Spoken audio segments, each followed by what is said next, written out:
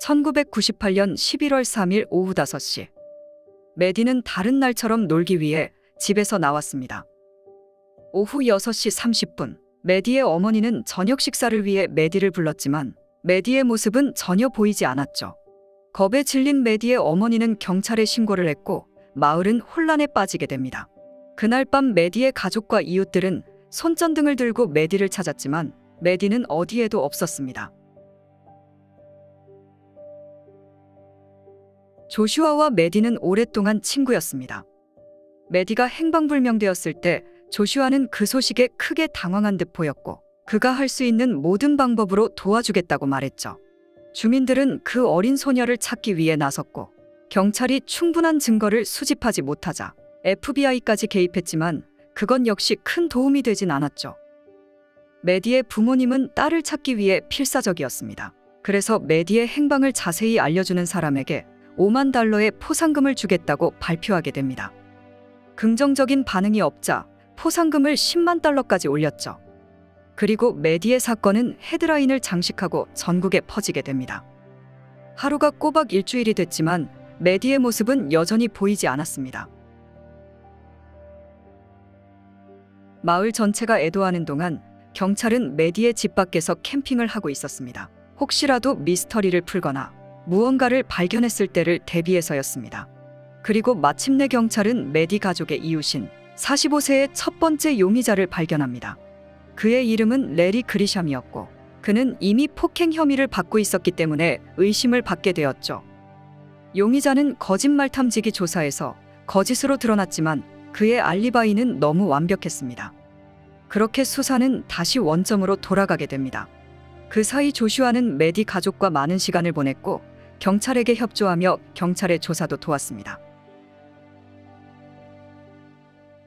메디가 실종된 지 일주일 후 전혀 예상치 못한 충격적인 일이 발생하게 됩니다. 조슈아의 어머니는 언제나 그랬듯 집 청소를 하고 있었죠.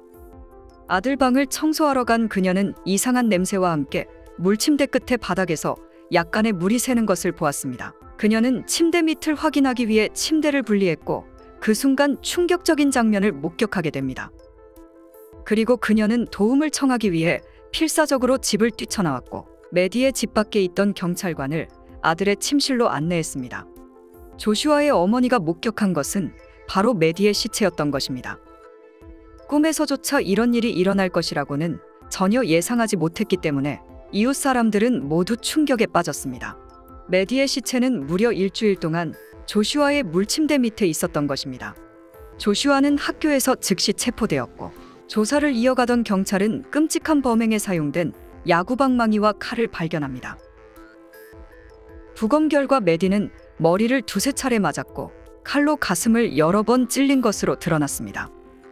실종 당일 입고 있던 메디의 반바지는 사라졌지만 성폭행의 흔적은 발견되지 않았습니다. 재판 중에 조슈아는 그날 뒤뜰에서 메디와 야구를 하고 있었다고 고백했습니다. 조슈아는 또한 폭력적이고 알코올 중독자인 아버지가 친구나 특히 소녀들을 집에 데려오는 것을 허락하지 않았다고 말했습니다. 자신은 아버지를 두려워하며 살았다고 말했죠. 야구를 하던 중 실수로 야구공이 메디의 눈에 맞자 메디는 피가 나기 시작했고 심하게 울었다고 합니다.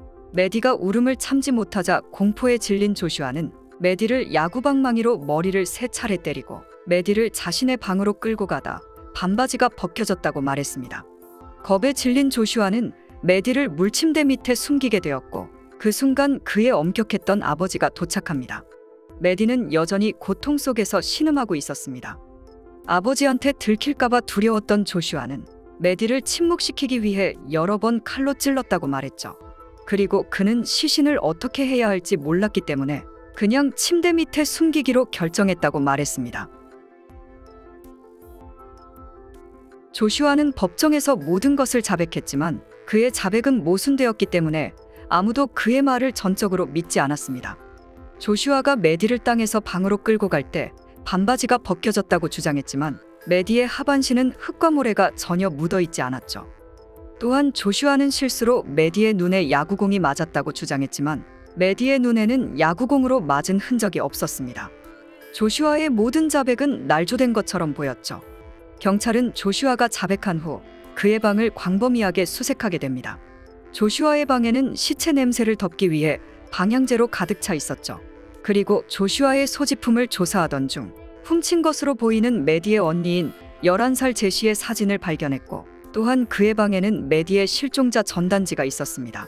조슈아의 컴퓨터에서는 성인용 비디오를 시청한 기록도 발견하였죠. 충격적인 사실은 비디오가 모두 소녀들을 고문하는 내용이었다는 것이었습니다. 미성년자였음에도 불구하고 조슈아는 성인이 되어서 재판을 받았고 가석방 없는 종신형을 선고받았습니다. 2016년 9월 조슈아의 변호사는 법원에 항소했고 2017년 8월 새로운 선고 공판을 받게 됩니다. 그리고 판사는 조슈아에게 다시 종신형을 선고했습니다. 조슈아의 범행은 우발적이었을까요? 아니면 미리 계획된 것일까요? 이 질문은 현재까지도 풀리지 않는 질문으로 남아 있습니다. 시청해 주셔서 감사합니다.